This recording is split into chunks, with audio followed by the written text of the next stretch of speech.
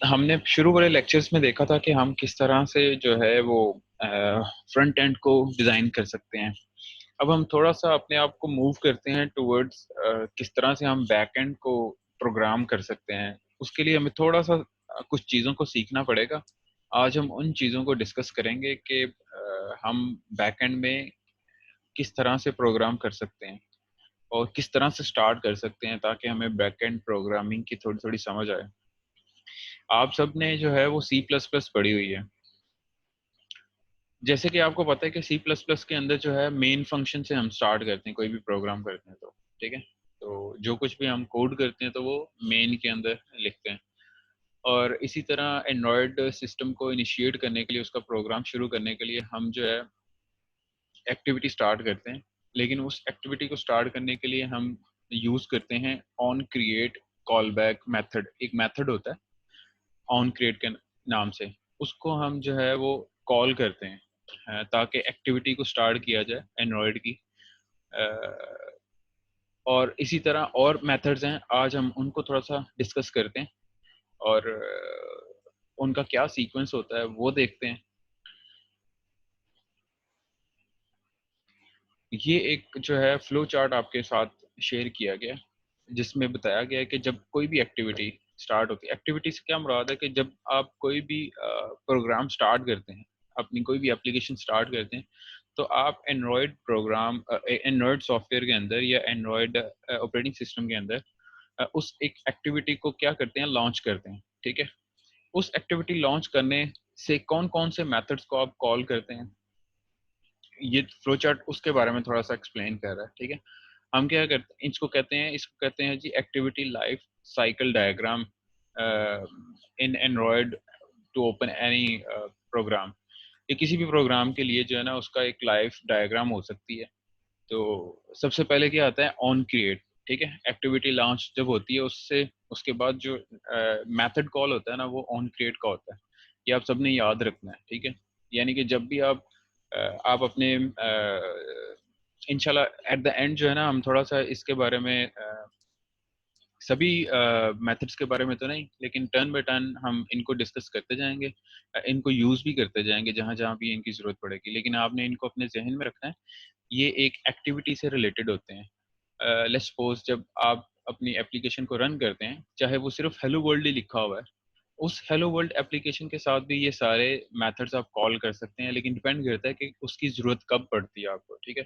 जैसे on create की जो है ज़रूरत तब पड़ती है जब आप क्या करते हैं, आप एक एक्टिविटी को इनिशिएट करते हैं। This is the first call back and called when the activity is first created. ठीक है। एक्टिविटी जब क्रिएट होती है तब ऑन क्रिएट का जो मेथड है उसको कॉल किया जाता है। अ, अभी जितने भी हमने काम किया है ना, जितनी भी एप्लीकेशंस के फ्रंट एंड देखे हैं हमने, बैक एंड को बिल्कुल भी नहीं देखा है। उसमें अगर आप मेन एक्टिविटी डॉट जावा की फाइल ओपन करेंगे तो आपको ऑन क्रिएट का मेथड जो है ना ऑलरेडी बिल्ट इन मिलेगा। उसकी रीज़न ये है कि ये फर्स्ट मेथड है, इसकी रिक्वायरमेंट होती ही है हमेशा से। ठीक है। जब भी आप एप्लीकेशन को लॉन्च करते हैं, रन करते हैं। नेक्स्ट है ऑन स्टार्ट। ऑन स्टार्ट क्या करता है, when the activity becomes visible to the user. ये मेथड तब कॉल होता है जब अ, जो एक्टिविटी है वो यूजर को विजिबल हो जाती है। ठीक है। विजिबल एक है कि आपने आइकन के ऊपर प्रेस किया, प्रेस करने के बाद जो आपके सामने नजर आता है, जो एप्लीकेशन ओपन हो जाती है, उसके बाद आप ऑन स्टार्ट को जो है ना वो कॉल कर सकते हैं। ठीक है। यानी कि एक्टिविटी स्टार्ट होने के बाद आगे फर्दर वो क्या करे। सही। थर्ड नंबर पे ऑन रिज्यूम है। This is called when the user starts interacting with the application. ठीक है। जब वो एप्लीकेशन के साथ इंटरेक्शन शुरू कर देता है, लेट्स सपोज उसके अंदर कोई टेक्स्ट फील्ड्स हैं, एडिट फील्ड्स हैं, तो उनको फिलअप करना शुरू कर देता है। ठीक है। या कोई लिस्ट है जिसको वो व्यू कर रहा है तो स्क्रॉल कर रहा है डाउन साइड, तो ये क्या कर रहा है, ये कौन सा फंक्शन कॉल होगा उस वक्त ऑन रिज्यूम कॉल होगा। हम इसको थोड़ा सा बाद में भी डिस्कस करेंगे कि ऑन रिज्यूम ड्यूरिंग एक्टिविटी या ड्यूरिंग इंटरप्शन किस तरह से कॉल होगा, ठीक है। यानी कि कोई और एप्लीकेशन आपको इंटरप्ट करती है, आप उस एप्लीकेशन की विंडोज में चले जाते हैं तो आपकी जो करंट एप्लीकेशन जो आप रनिंग होती है वो ऑन पॉज चली जाती है, ठीक। और इस टेबल को देखते हुए कि आपकी एक्टिविटी चल रही है लेकिन वो ऑन पॉज चली गई है, क्यों ऑन पॉज चलेगी? Activity does not receive user input and can not execute any code and called when the current activity is being passed and the previous activity is being resumed. यानी कि आपने किसी और एक्टिविटी को जो है ना वो मौका दिया है कि वो स्क्रीन के ऊपर डिस्प्ले हो, तो जो पहले से एक्टिविटी चल रही होगी वो ऑन पॉज चली जाएगी, ठीक है।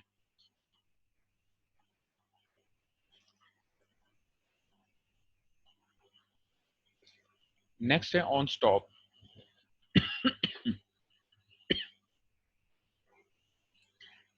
ऑन स्टॉप क्या होती है जी? कि this activity called when the activity when the activity is no longer visible। अब ये यूजर को ज्यादा विजिबल नहीं है। आप यूजर क्या है कि वो दूसरी एक्टिविटी की तरफ उस मतवज्जा है या उसको यूज कर रहा है, तो जो आपकी लास्ट एक्टिविटी होगी वो ऑन स्टॉप चली जाएगी, ठीक है। वो बिल्कुल यानी कि उसकी एक्टिविटी स्टॉप हो जाएगी। तो हम तब इस मेथड को यूज करते हैं ऑन स्टॉप को। ऑन डिस्ट्रॉय जब हम उस एक्टिविटी को खत्म करना चाह रहे हैं, before the activity is destroyed by the system, ठीक है, हम उसको कॉल करते हैं ताकि एक्टिविटी को डिस्ट्रॉय कर दें, ठीक है। ऑन रीस्टार्ट है कि दोबारा से जो है वो यूजर एक्टिविटी करना चाह रहा है। When the activity restarts after stopping it, तो स्टॉप होने के बाद यानी कि आप किसी और एप्लीकेशन की तरफ गए और दोबारा से जो है ना इसके पास आए तो वो दोबारा से इसको रिस्टार्ट करेगा, ठीक है। अभी हम इसको थोड़ा सा डिस्कस करते हैं इस चार्ट के हवाले से।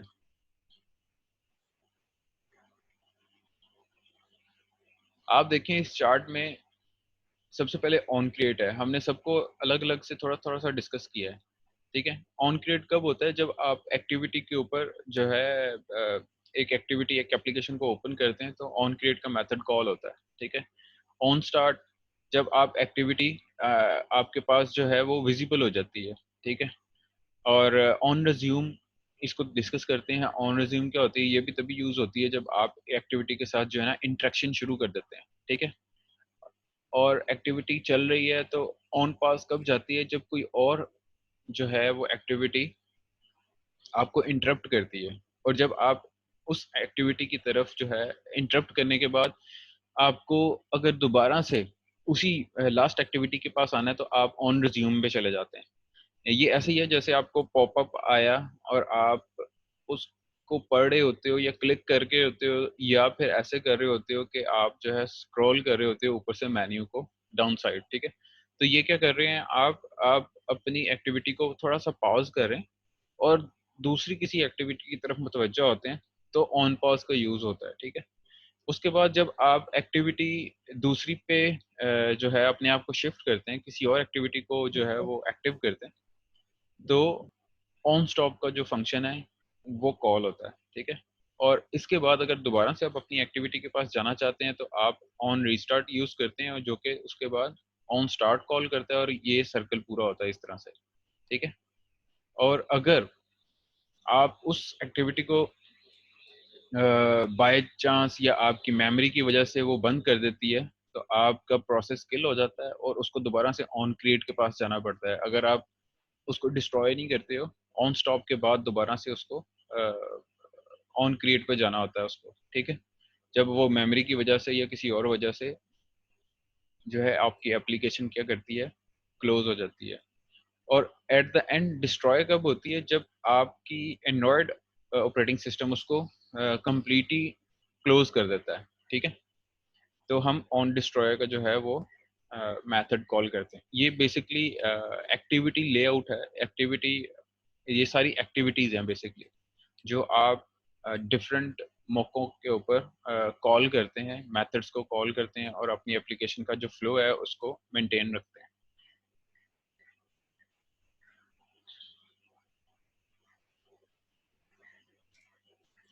कुछ लेआउट के बारे में मैंने पहले भी आपको एक्सप्लेन किया था कि लेआउट्स क्या हैं। The basic building block for user interface is a view object. View object होता है, ठीक है, which is created from the view class and occupies a rectangular area, यानी कि जो स्क्रीन है आपकी on the screen, and is responsible for drawing and event handling. Event handling से मुराद ये कि आप कोई भी एक्टिविटी कर रहे हैं, यानी कि आप इमेज को जो है जूम इन कर रहे हैं, जूम आउट कर रहे हैं, तो ये आप एक्टिविटी कोई ना कोई कर रहे हैं। तो इसमें क्या है, इवेंट जो है वो इवेंट्स जो है वो इनिशिएट हो रहे हैं। जब आप जूम इन कर रहे हैं, जूम आउट कर रहे हैं, तो इवेंट, हर एक इवेंट के ऊपर आपको कोई ना कोई रिस्पॉन्स मिलेगा, ठीक है। आप अपने दोनों फिंगर्स को एक्सपैंड कर रहे हैं तो अपनी स्क्रीन के ऊपर, तो इसका मतलब ये है, ये किस चीज़ को निशानदेही कर रहा होता है कि आप अपना जूम इन कर रहे हैं। आप उस उनको फर्दर जो है वो आपको ये जेस्चर्स का पता है कि आप उंगली के साथ, दोनों उंगलियों के साथ जो जब उसको एक्सपैंड कर रहे हैं या कंप्रेस कर रहे हैं, तो जूम इन और जूम आउट का जो है वो आपके पास एक इवेंट जनरेट होता है।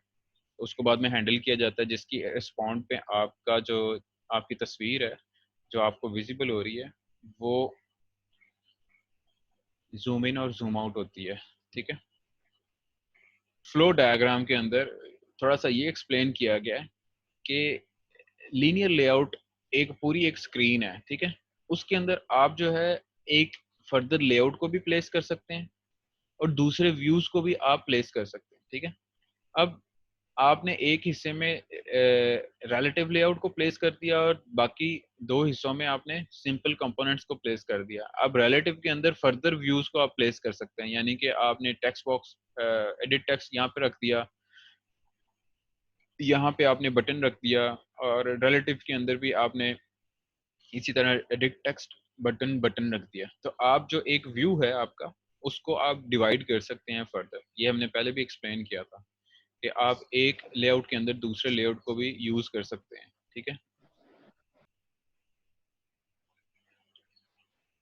View is the basic class for विजेट which are used to create interactive UI components like button, text field और एक्सेट्रा। यानी कि ये जो व्यू पार्ट है हमारा, इसके अंदर हम बटन्स, टेक्स्ट फील्ड और इस तरह की चीजें रख सकते हैं जो कि हमारे कंपोनेंट्स है यूजर इंटरफेस के। व्यू ग्रुप इज अ सब class of view and provide invisible container that hold other view and other view groups, ठीक हो गया, and define there layout properties. इसी तरह ये एक व्यू ग्रुप के अंदर आप डिफरेंट व्यू ग्रुप्स रख सकते हैं और साथ में क्या कर सकते हैं, डिफरेंट व्यूज रख सकते हैं। अब हम बारी बारी लेआउट्स को जो है ना डिस्कस करते हैं, जितने भी हमारे पास लेआउट्स हैं। होपफुली आज के बाद जो है ना आपके लेआउट्स थोड़े से क्लियर हो जाएंगे कि किस तरह से जो है हर लेआउट को यूज किया जा सकता है, किस मकसद के लिए। लीनियर लेआउट, जैसे कि मैंने एक्सप्लेन किया था, कि ये लीनियरली प्लेस करता है, अलाइन करता है आपके कंपोनेंट्स को, आपके बटन्स को, या जो भी आपने फील्ड्स रख रहे हैं। तो डिपेंड करते हैं, दो तरह के लीनियर लेआउट हैं, एक है वर्टिकल, एक हॉरिजेंटल है, ठीक है। अगर हॉरिजेंटल है तो हॉरिजेंटली उनको प्लेस करेगा, ये हॉरिजेंटली है, ठीक है। तो हॉरिजेंटली क्या कर रहा है, वन आफ्टर एन अदर जो है उसको प्लेस कर रहा है आपके कंपोनेंट्स को। इसी तरह वर्टिकल की बात की जाए तो वर्टिकली ये प्लेस करता है आपके वन एंड अदर, आपके कंपोनेंट्स जो हैं उनको, ठीक है। यानी कि यहाँ पे टेक्स्ट फील्ड है, यहाँ पे फिर दूसरी टेक्स्ट फील्ड है, और यहाँ पे आप प्लेस कर सकते हैं कोई भी बटन है जो कि आप you want to go forward to the next screen, ठीक है। और इसके बाद रिलेटिव लेआउट है। रिलेटिव लेआउट बेसिकली हर कंपोनेंट को रिलेटिवली देखता है अपने दूसरे कंपोनेंट्स के हवाले से, ठीक है। तो जैसे कि यहाँ पे आप एक स्क्रीन जो है उसका उसका एक कोई भी कंपोनेंट जो है वो प्लेस करते हैं, मे बी टेक्स्ट व्यू है यहाँ पे, कि जो भी कोई टेक्स्ट आप व्यू करना चाहते हैं वो रखा हुआ है यहाँ पे आपने, ठीक है। और नेक्स्ट जो है आपके कुछ बटन्स हैं, और फिर फर्दर डाउन साइड क्या है आपका, आपका फर्दर टेक्स्ट व्यू या कोई और कंपोनेंट हो सकता है। तो डिपेंड करता है कि आपने इसको कितनी विड्थ दी हुई है, उसके अकॉर्डिंग जो है ना नेक्स्ट कंपोनेंट्स प्लेस होते जाएंगे रिलेटिवली, ठीक है, एक दूसरे के रिलेटिव देखा जाएगा कि कंपोनेंट्स किस तरह से प्लेस हैं, ठीक है। टेबल लेआउट के अंदर क्या होता है कि एक टेबल क्रिएट होता है, वो डिपेंड करता है कि कितने नंबर ऑफ रोज और कितने नंबर ऑफ कॉलम्स का आपने बनाना है।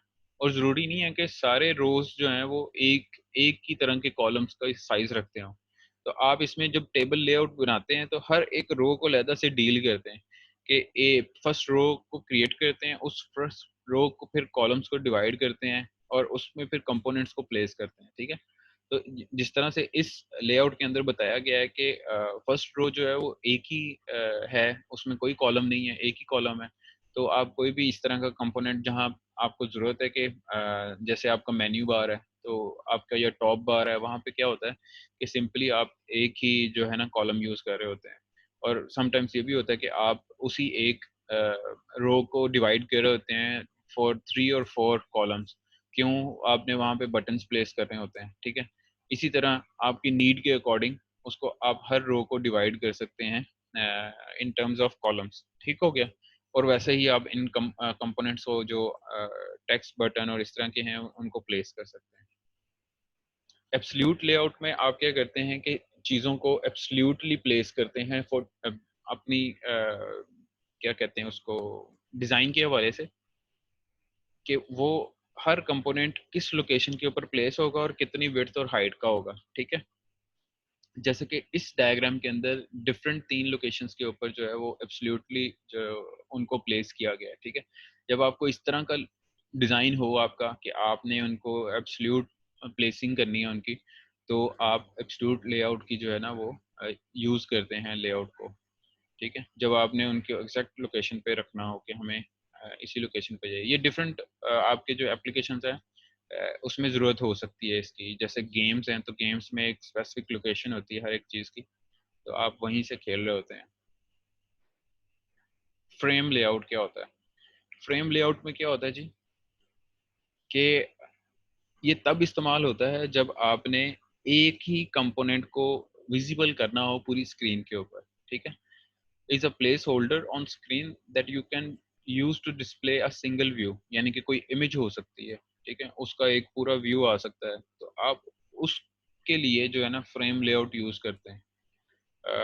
लेट्स सपोज ग्रिड है तस्वीरों की, और तस्वीरों में से जब भी आप एक तस्वीर क्लिक करते हैं, जैसे कि आपकी गैलरी है, तो वो तस्वीर क्या करती है कि आपको एक पूरा व्यू देती है। तो वो बेसिकली क्या है, हमारा फ्रेम लेआउट हम वहाँ पे यूज करते हैं ताकि हम एक ही जो कंपोनेंट है उसको डिस्प्ले कर सके।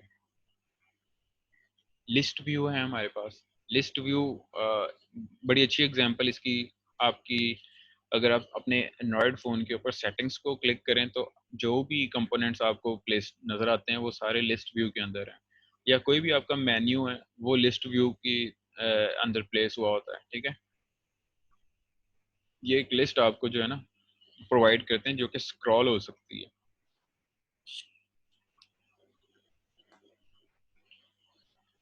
ग्रिड व्यू की एग्जांपल देखी जाए तो सिमिलर टू गैलरी या कोई और चीज़ भी इस तरह की हो सकती है जिसको आपने इन अ फॉर्म ऑफ ग्रिड रखना हो। जैसे कि कैलकुलेटर है, तो कैलकुलेटर के बटन्स को आप प्लेस करते हैं इन अ फॉर्म ऑफ ग्रिड, ठीक है।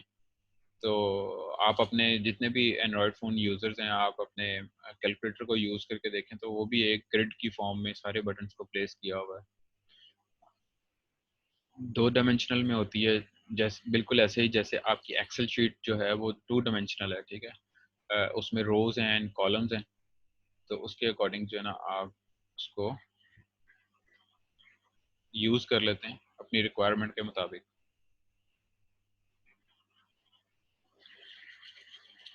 ठीक है, लेआउट्स के बारे में कोई क्वेश्चन है तो आप पूछ सकते हैं।